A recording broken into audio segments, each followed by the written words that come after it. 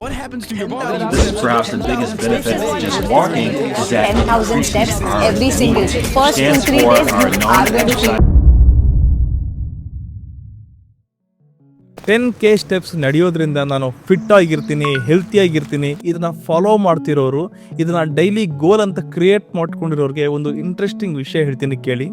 ನೀವು ಅನ್ಕೊಂಡಿರೋ ಆ 10K steps ಅನ್ನೋದೇ ಒಂದು myth. It's a just marketing gimmick. ಇದರಿಂದ ಯಾವ ಸೈನ್ಸು ಇಲ್ಲ, ಯಾವ ರಿಸರ್ಚು ಮಾಡಿಲ್ಲ. ಈ 10K ಸ್ಟೆಪ್ಸ್ನ ತುಂಬ ಜನ ತಲೆ ಕೆಡ್ಸ್ಕೊಂಡ್ಬಿಟ್ಟಿದ್ದಾರೆ. ನಾನೇನಾದರೂ 10K ಸ್ಟೆಪ್ಸ್ನ ಕಂಪ್ಲೀಟ್ ಮಾಡಲಿಲ್ಲ ಅಂದರೆ ನನ್ನ ಗೋಲ್ ಕಂಪ್ಲೀಟ್ ಆಗಲ್ಲ, ನಾನು ಫಿಟ್ ಆಗಿರಲ್ಲ, ಹೆಲ್ತಿ ಆಗಿರಲ್ಲ ಅಂತ ಗಿಲ್ಟ್ ಫೀಲ್ ಮಾಡ್ತಾರೆ. ಹಾನೆಸ್ಟಾಗಿ ಹೇಳಬೇಕು ಅಂದರೆ ನಾನು ಹಾಗೆ ಅಂದ್ಕೊಂಡಿದ್ದೆ. ಸ್ವಲ್ಪ ಜನ ಹೇಳಿದ್ಮೇಲೆ, ಒಂದಷ್ಟು ರಿಸರ್ಚ್ ಮಾಡಿದ್ಮೇಲೆ ನನಗೆ ಗೊತ್ತಾಗಿದ್ದ ವಿಷಯ ಏನು ಅಂದರೆ ಇಟ್ಸ್ ಜಸ್ಟ್ ಎ ಮಿತ್. 1964ನಲ್ಲಿ ಜಪಾನೀಸ್ ಒಲಿಂಪಿಕ್ಸ್ ಆದಮೇಲೆ ಜಪಾನೀಸ್ ಅವರು ಈ ಫಿಟ್ನೆಸ್ ಹೆಲ್ತ್ನ ಮತ್ತು ಈ ಸ್ಪೋರ್ಟ್ಸ್ ಕಲ್ಚರ್ನ ಸಿಕ್ಕಾಪಟ್ಟೆ ಫೋಕಸ್ ಮಾಡೋಕ್ಕೆ ಶುರು ಮಾಡ್ತಾರೆ. ಆಗ ಎಮಸಾ ಕ್ಲಾಕ್ ಇನ್ಸ್ಟ್ರೂಮೆಂಟ್ ಅನ್ನೋ ಒಂದು ಕಂಪ್ನಿ ಒಂದು ಪಿಡೋಮೀಟರ್ ಕಂಡುಹಿಡಿಯುತ್ತೆ. ಅದರ ಹೆಸರೇ ಮ್ಯಾನ್ ಪೋ ಕೀ. ಮ್ಯಾನ್ ಅಂದರೆ 10,000, ಪೋ ಅಂದರೆ ಸ್ಟೆಪ್ಸ್, ಕೀ ಅಂದರೆ ಮೀಟರ್ಸ್. ಲಿಟ್ರಲಿ ಇದರ ಮೀನಿಂಗ್ 10K ಸ್ಟೆಪ್ಸ್.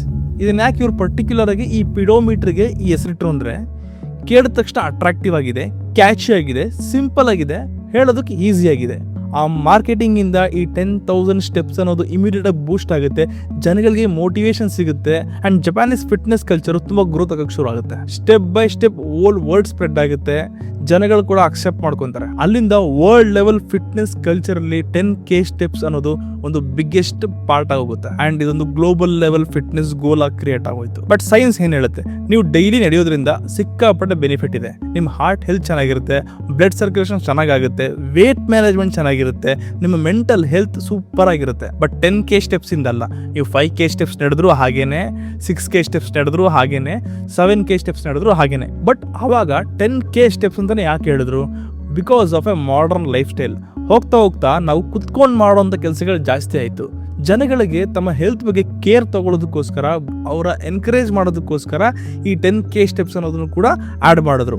ಆದರೆ ನಾವು ಅದನ್ನು ಫೋರ್ಸ್ಫುಲ್ಲಿಯಾಗಿ ಪ್ರೆಷರ್ ಆಗಿ ಮಾಡೋದ್ರಿಂದ ಪ್ರಯೋಜನ ಇಲ್ಲ. ಬಟ್ ಡಾಕ್ಟರ್ಸ್ ರಿಸರ್ಚ್ ಮಾಡಿರೋ ಪ್ರಕಾರ 3.5 to 5K ನಡೆಯೋದು ಸಾಕು ಅಂತ ಹೇಳ್ತಾರೆ. ಈ ರಿಸರ್ಚ್ ಮಾಡಿದ್ದು ಕೂಡ ಜಪಾನೀಸ್ ಅವರೇ. ಡಾಕ್ಟರ್ ಯಶಿರೋ ಹಟಾನೋ ಅನ್ನೊಬ್ರು ಜಪಾನೀಸ್ ಡಾಕ್ಟರ್ ವಾಕಿಂಗ್ ಮತ್ತು ಕ್ಯಾಲೋರೀಸ್ ಮ್ಯಾನೇಜ್ಮೆಂಟ್ ಬಗ್ಗೆ ರಿಸರ್ಚ್ ಮಾಡ್ತಾರೆ.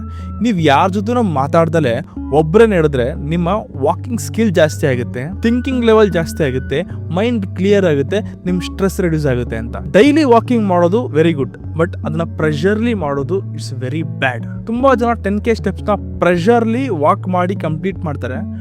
ಬಂದು ಒಂದು full plate biryani, tandoori chicken, ಕೆಲವರಂತೂ ಪಿಜ್ಜಾ, ಬರ್ಗರ್, ಐಸ್ ಕ್ರೀಮ್ ಇವೆಲ್ಲ ತಿಂದು ಮತ್ತೆ ಕಷ್ಟಪಟ್ಟು ಬಂದು 10K ವಾಕ್ ಮಾಡ್ತಾರೆ.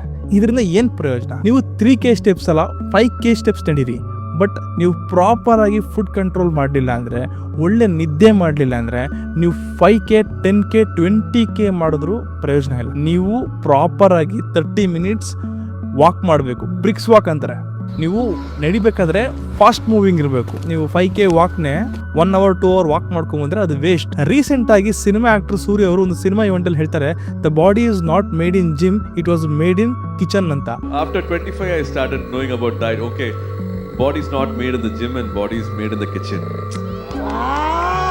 Only after 25 I got to know about it. Whatever you do gymming, no use. You have to zip up your mouth, then the body changes. ನೀವು daily 30 minutes BRICS walk ಮಾಡಿ, ಒಳ್ಳೆ food ತಿನ್ನಿ, ಒಳ್ಳೆ ನಿದ್ದೆ ಮಾಡಿ, ಪಕ್ಕಾ fit ಆಗಿರ್ತೀರ. And ಈ ವಿಡಿಯೋನ ಕಂಪ್ಲೀಟ್ ಆಗಿ ಥಾಟ್ನ ಶೇರ್ ಮಾಡಬೇಕು ಅನ್ನಿಸ್ತು, ಮಾಡಿದ್ದೀನಿ. ಜೊತೆಗೆ ನಾನೇನಾದ್ರು ತಪ್ಪು ಹೇಳಿದ್ರೆ ಕಮೆಂಟ್ ಮಾಡಿ. ಆ್ಯಂಡ್ ಡೈಲಿ 10K ಸ್ಟೆಪ್ಸ್ನ ಫಾಲೋ ಮಾಡ್ತಿದ್ರು ಕೂಡ ಕಮೆಂಟ್ ಮಾಡಿ, ಲೈಕ್ ಮಾಡಿ, ಶೇರ್ ಮಾಡಿ, ಸಬ್ಸ್ಕ್ರೈಬ್ ಮಾಡಿ. And thank you.